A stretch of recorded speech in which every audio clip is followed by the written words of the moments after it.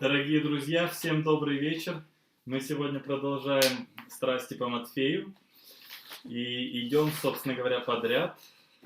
Вот мы с вами остановились на номере 19, на Арии, когда Иисус за трапезой сказал: «Пейте, это плоть моя», то есть «пейте, это кровь моя», «кушайте, это плоть моя». У нас прошла Ария.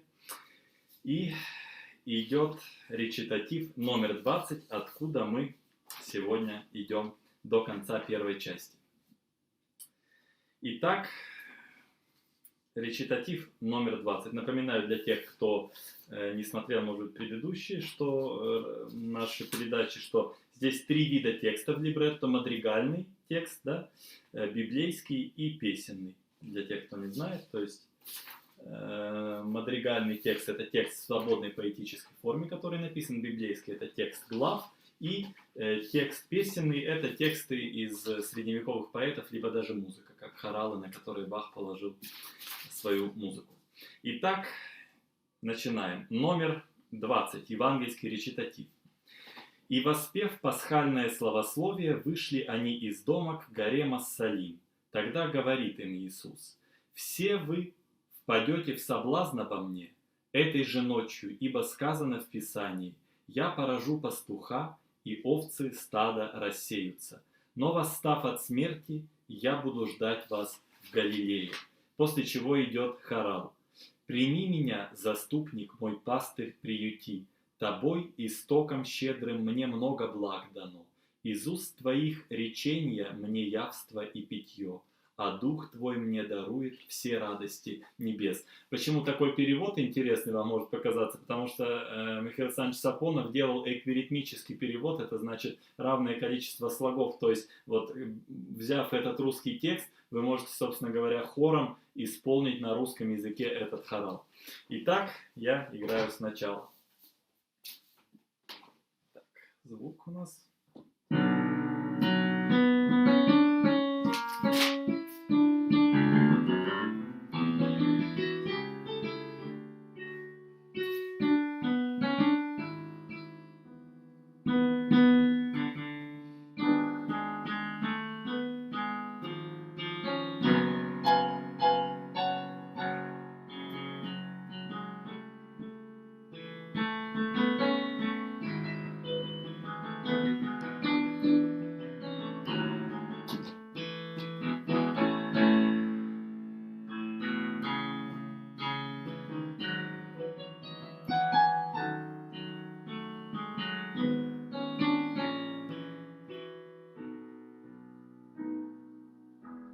и хорал.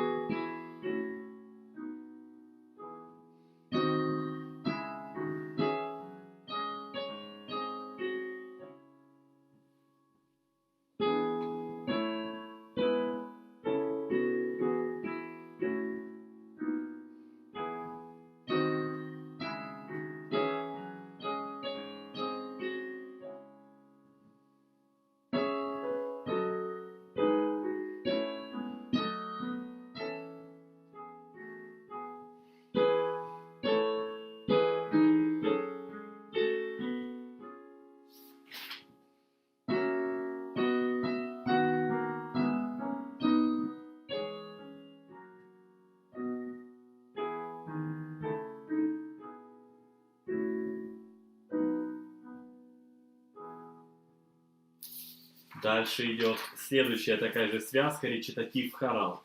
«Сказал Петр ему в ответ: даже если все впадут в соблазн о тебе, я не впаду в соблазн никогда. Сказал ему Иисус: воистину говорю тебе, что этой же ночью, прежде чем пропоет петух, ты трижды отречешься от меня. Говорит ему Петр: хотя бы мне пришлось умереть вместе с тобою, не отрекусь от тебя. Подобное же говорили и все прочие ученики». И хорал, как подтверждение их слов, идет церковный хорал опять. «Я выстою с тобою, не отвергай меня. Тебя я не покину, когда надломлен ты.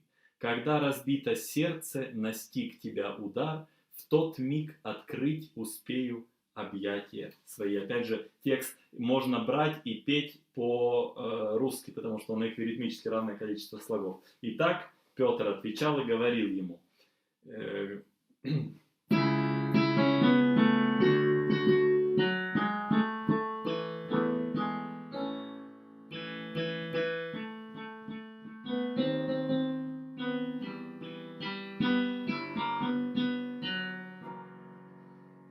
Иисус отвечал ему: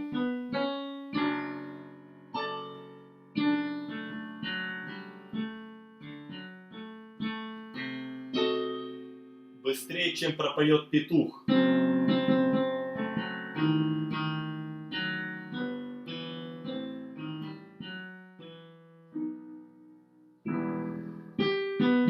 Петр же отвечал: даже если должен я умереть, владыка, не отрекусь от тебя.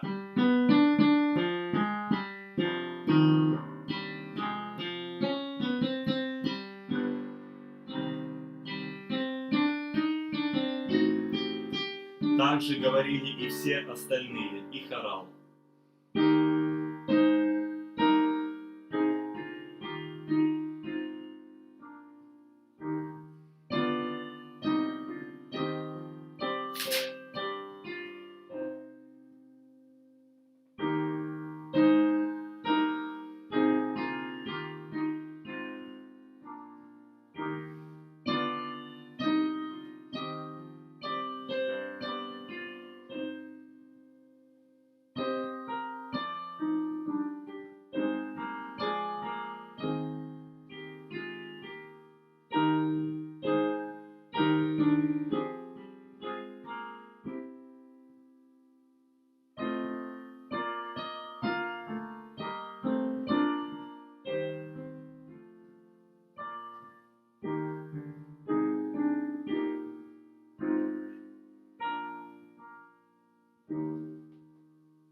Потрясающей красоты, конечно, эти хоралы. Я просто вот оговорюсь, да, для тех, кто, может быть, не до конца понимает. Это вот именно лютеранские хоралы классические. И Лютера, и на стихи Лютера, и на музыку разных абсолютно средневековых музыкантов, поэтов, да. И Бах именно их все гармонизовывал. Есть, конечно, которые он сам написал мелодии, да, но в основном это гармонизация вот этой мелодии. Потрясающе совершенно сделано, да.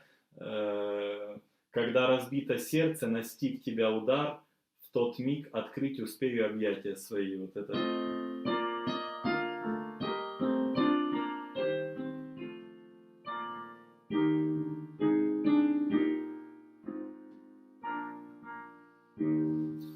Двигаемся дальше. Евангельский речитатив достаточно длинный.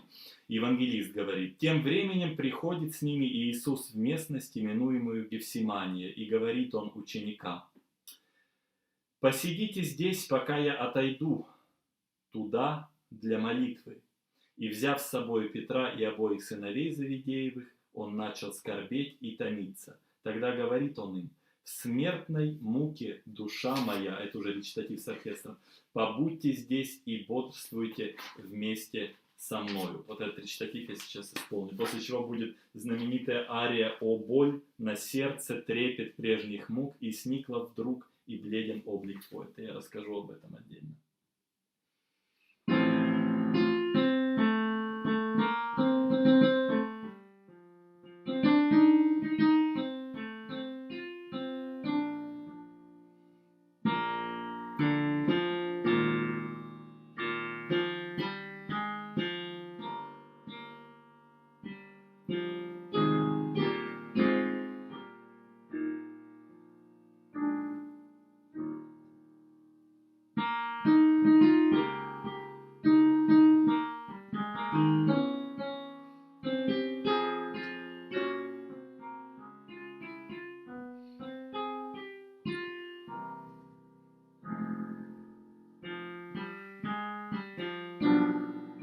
Вот здесь говорит Иисус: в смертной муке душа моя, побудьте здесь и бодрствуйте со мною.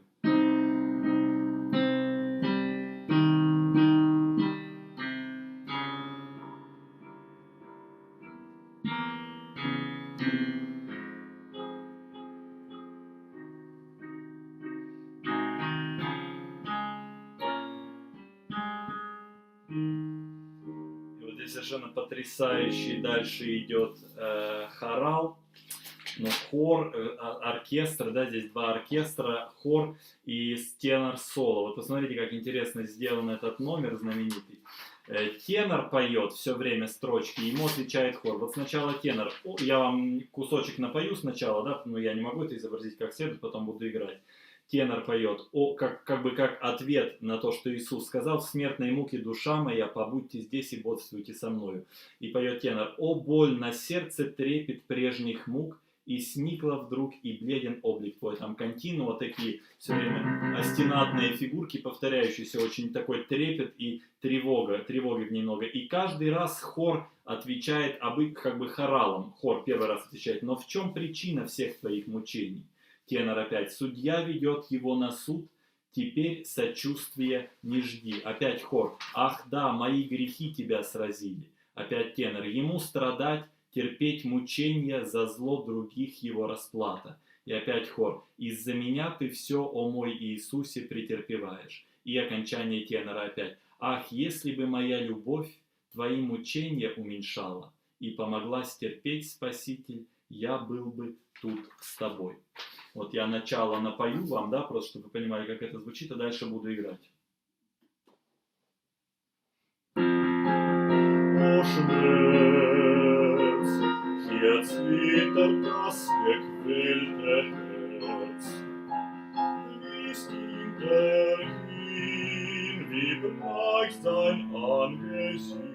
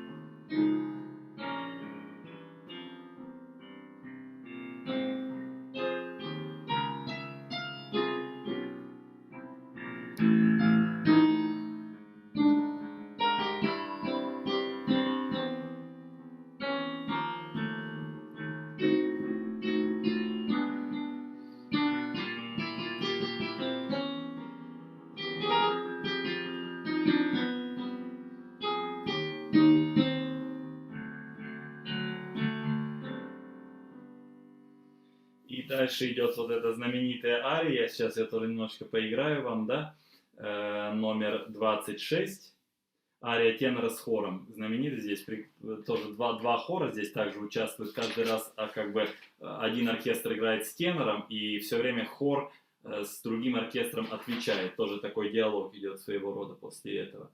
С Иисусом рядом я на страже, и хор отвечает, а в сон погружены грехи, опять тенор. Смерть мою он терзанием искупил, мне скорбь его несет отраду. И хор отвечает, его высокое страдание и горько, и в усладу нам.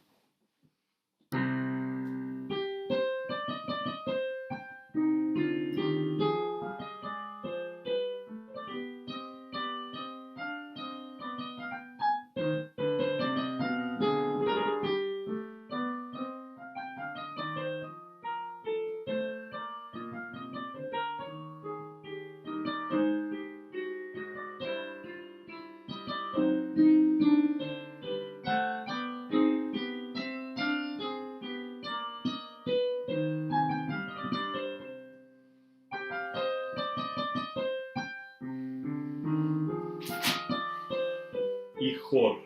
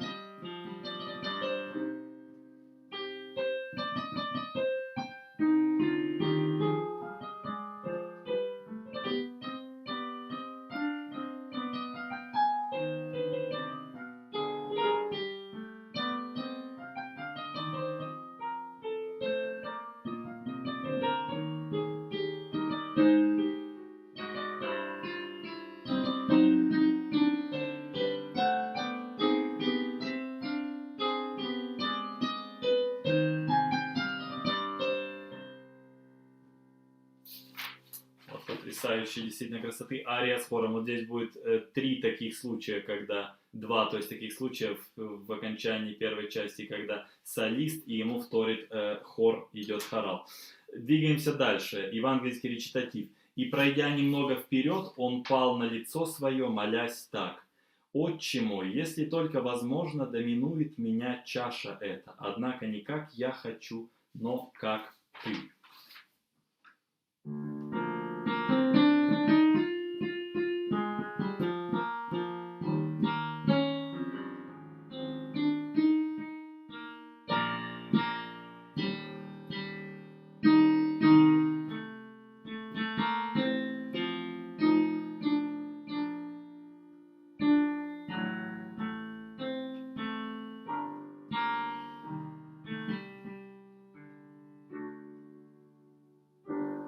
И идет ария баса, речитатив сначала, тоже я сейчас его немножко попробую изобразить, да, и потом ария.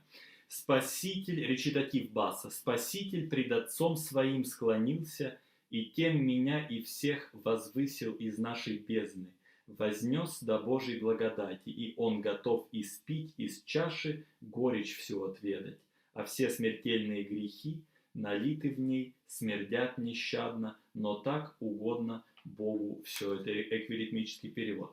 Так, я просто это изображаю, вы слушайте, естественно, запись, потому что я это не могу должным образом спеть, просто чтобы вы понимали, как это примерно все идет, да? Der Heiland fällt vor einem Vater nieder, dadurch erhebt mich und alle von unserem Falle hinauf zu Gottes Gnade wieder.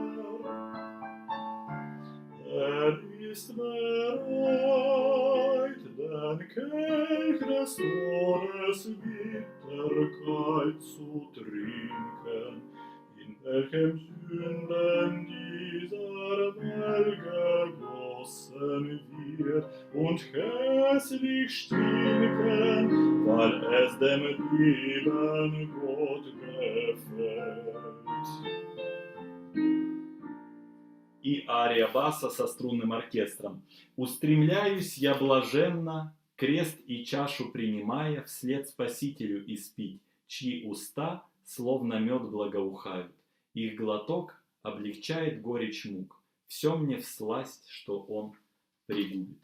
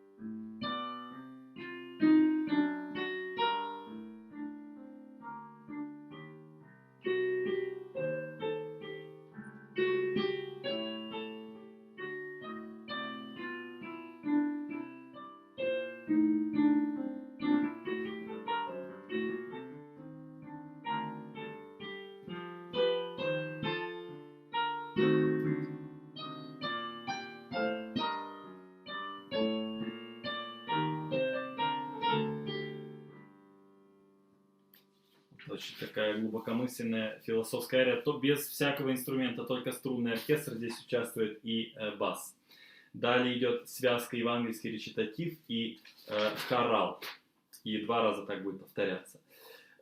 «И подходит он к ученикам и застает их спящими, и говорит Петру: так-то вы и единого часа не могли бодрствовать со мною. Бодрствуйте и молитесь, чтобы не впасть вам во искушение. Дух ревностен, но плоть слаба». Снова во 2-й раз он пошел и стал молиться, говоря: «Отче мой, если не может чаша эта миновать меня, чтобы не пить мне от нее, да будет воля твоя». И идет хорал: «Что хочет Бог, тому и быть, его желание благо, и тем Господь готов помочь, кто в вере не преклонен. На помощь Бог придет в беде, наказывая в меру, и всех, кто верится ему, Спаситель не оставит».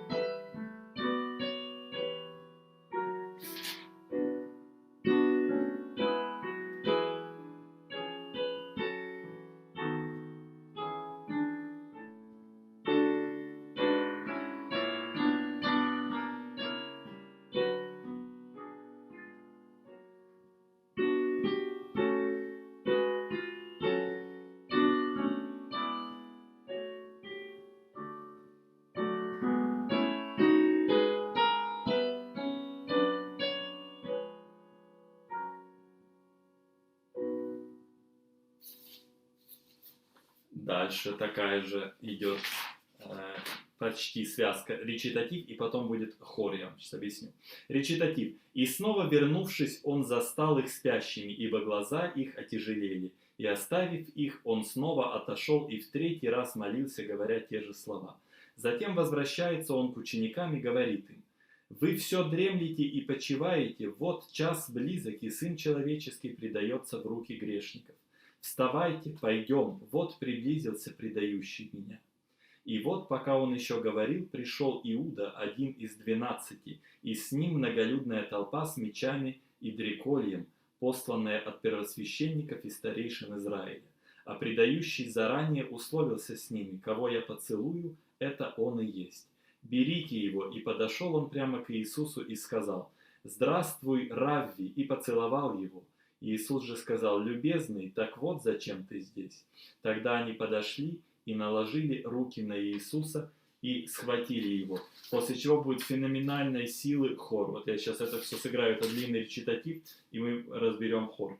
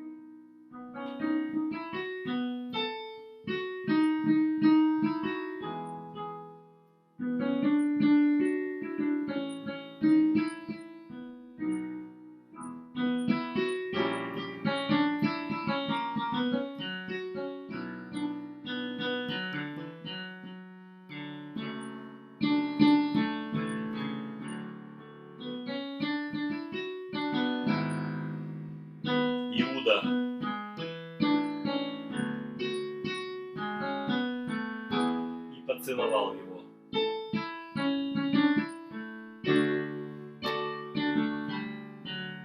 Друг, так вот зачем ты пришел.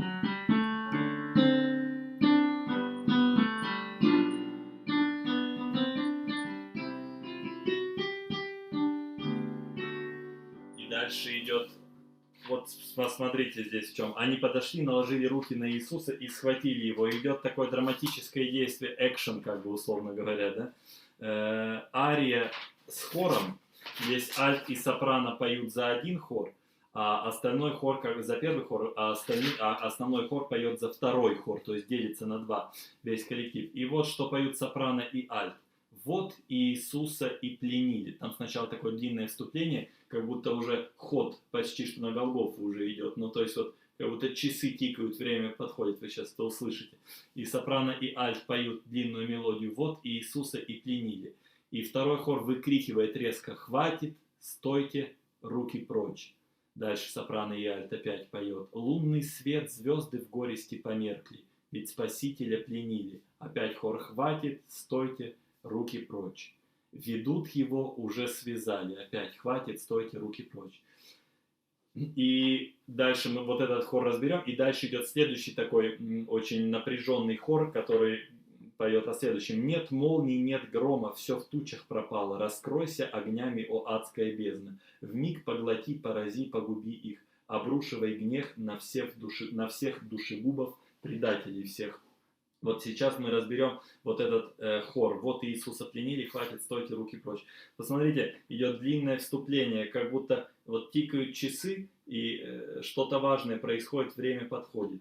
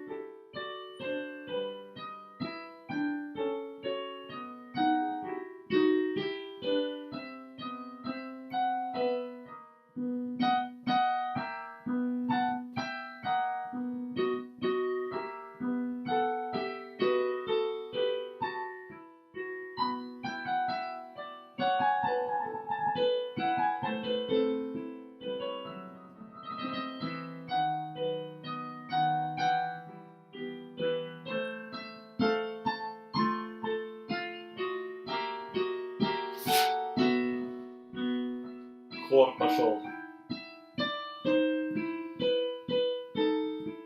Сопрано, альт.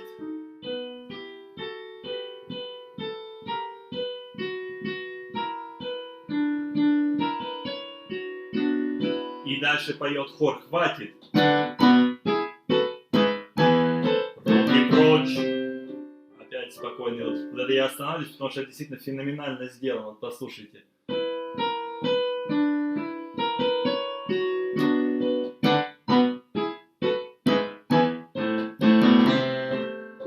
И опять время будто замерло вот здесь.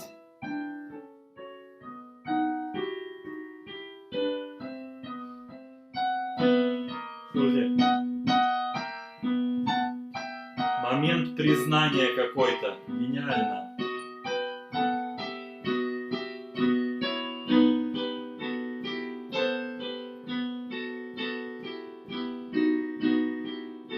И опять часы. Близится что-то как будто.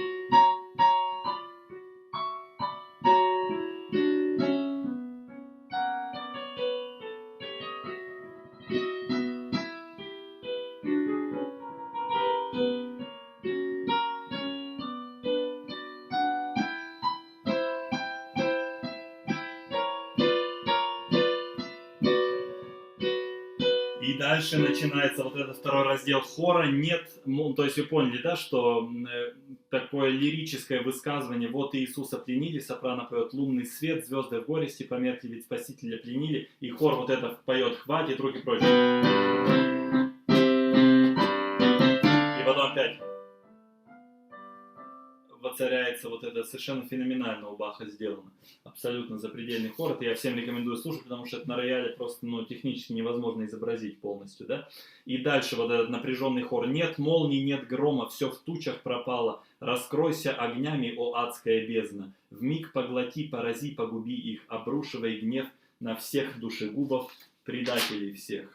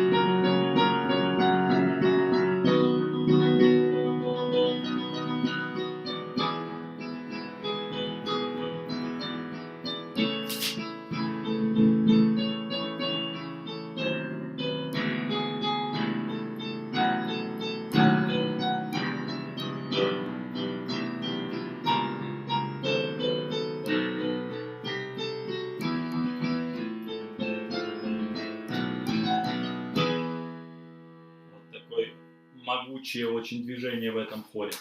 Дальше снова продолжается евангельский речитатив. Евангельский речитатив. Евангелист говорит: «И тут один из тех, что были с Иисусом, протянув руку, выхватил меч свой и, поразив первосвященника раба, отсек ему ухо. Тогда говорит ему Иисус: вложи меч в ножны, ибо все, кто возьмут меч, от меча и погибнут. Или ты думаешь, что я не могу обратить мольбу ко Отцу моему, и Он час же не пошлет ко мне более, нежели 12 легионов ангелов? Но как тогда исполнится сказанное в Писании о том, что этому должно быть?» Евангелист: «В тот час сказал Иисус толпе: словно на разбойника вышли вы на меня с мечами и дрекольем, чтобы взять меня. Каждый день сидел я во храме и учил, и вы не схватили меня. Но все это свершилось, дабы исполнились Писания пророков». Тогда все ученики, покинув его, бежали. Вот это большой речитатив перед заключительным хоралом я играю.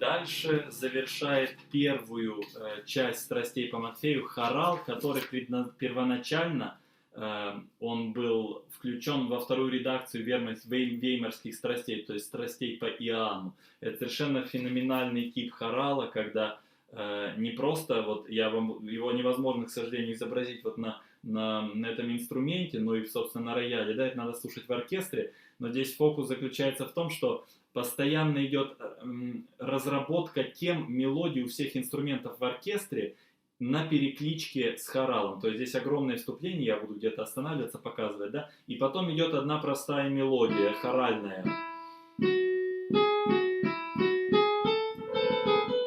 Вот такого рода очень простые мелодии на хорошей разработке оркестра. Это действительно символизирует просто космический масштаб баховского гения. И я вам рекомендую вот именно этот финал первой части «Страстей по Матфею» особенно послушать в оркестровом исполнении. Это в разных темпах играется все. Ну вот я сейчас такой усредненный возьму. Итак, хорал. «Плачь, род людской, твой грех на всем. Христос за это отчий дом, оставив, к нам явился. От девы непорочной он для искупления рожден, и сам сюда стремился. Почивших к жизни возвращал и от недугов исцелял. Но вот настало время, и он взойти на крест готов, и наших тягостных грехов нести страстное бремя». Переводы совершенно феноменальные. Я еще раз напоминаю, кто вот не смотрел, в чем заключается фокус эквиритмического перевода. Вот этот текст можно взять и петь вот по этим нотам на русском языке. Будет совпадать количество слогов. Поэтому иногда кажется, как будто можно было другие слова подобрать, вроде бы, да, хотя с моей точки зрения это гениально сделано. Но на самом деле это абсолютно соответствует. Вот, то есть можно взять по-русски, подписать слова и петь. Все слоги будут совпадать. Так, попробую изобразить длинное вступление.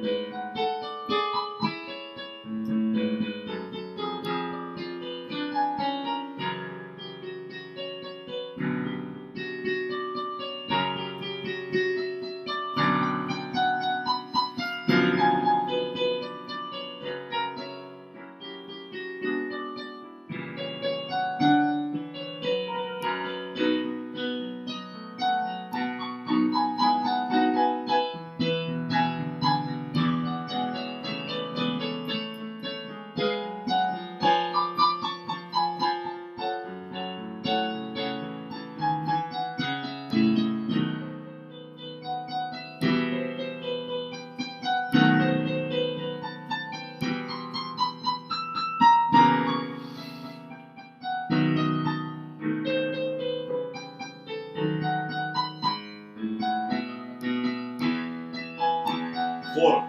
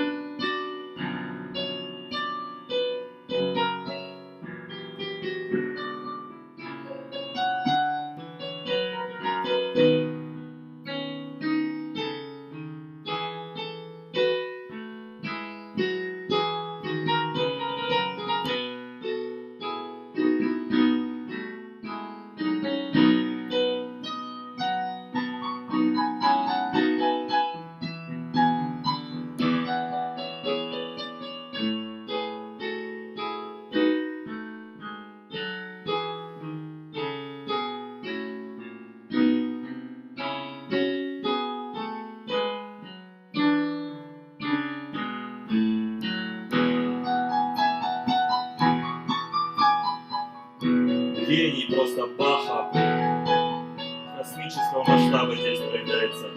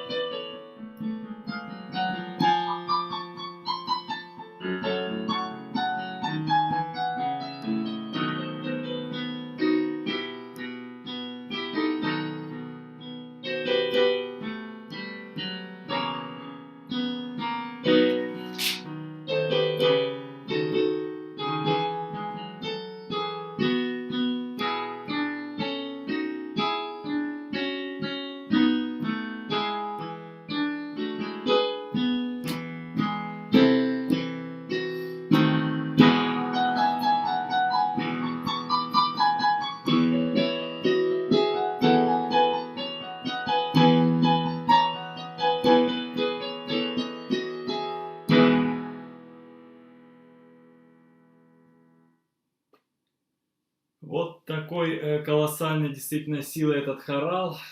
Просто, ну, действительно невероятный, какие-то, как будто космос открывается. И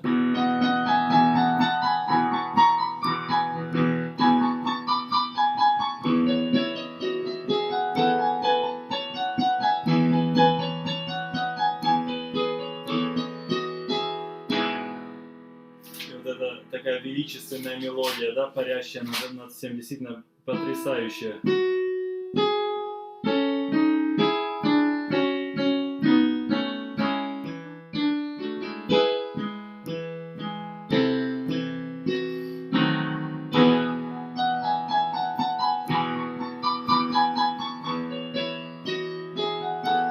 Наслоение Баха на органном пункте, вот эти все мелодии, ну, действительно, это просто нечто невероятное. Я не знаю музыки более восхваляющей, так сказать, Бога, что-то высокое, чем это. Действительно просто потрясающе.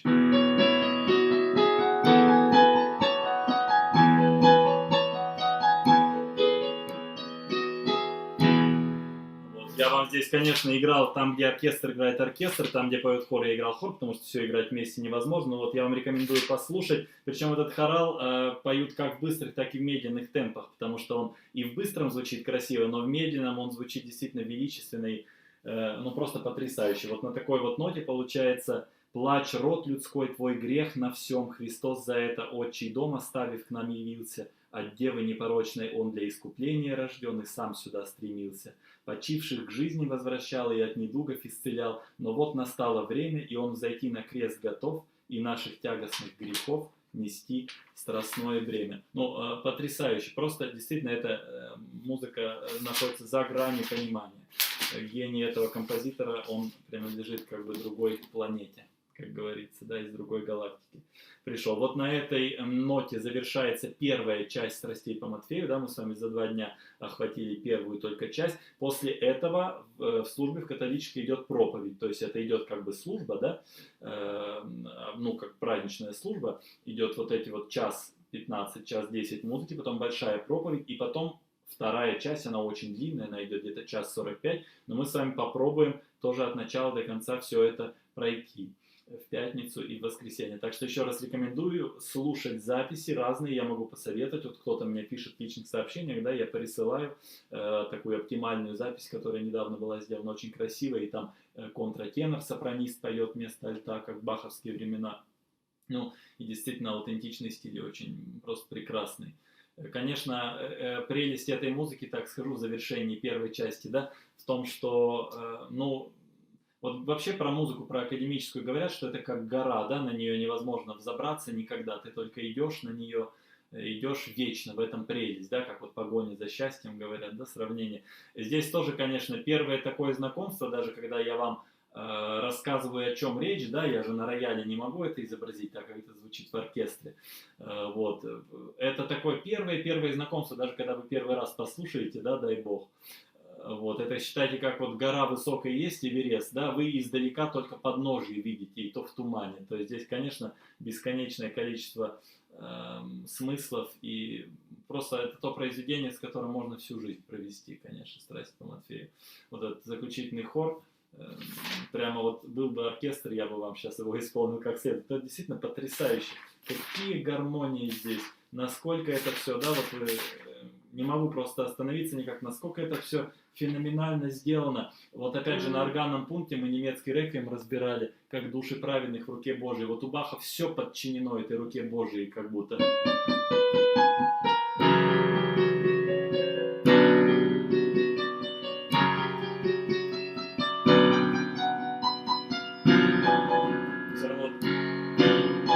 Чистый Бах.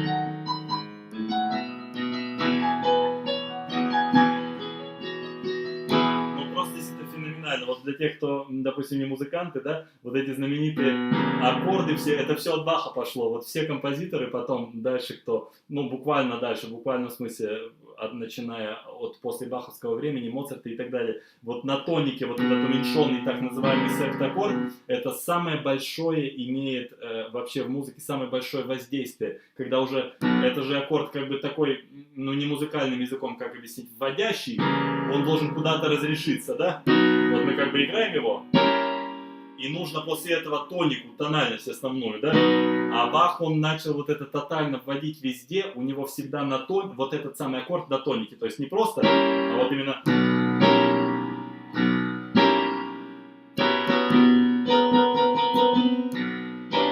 Потом Брамс вот это будет злоупотреблять.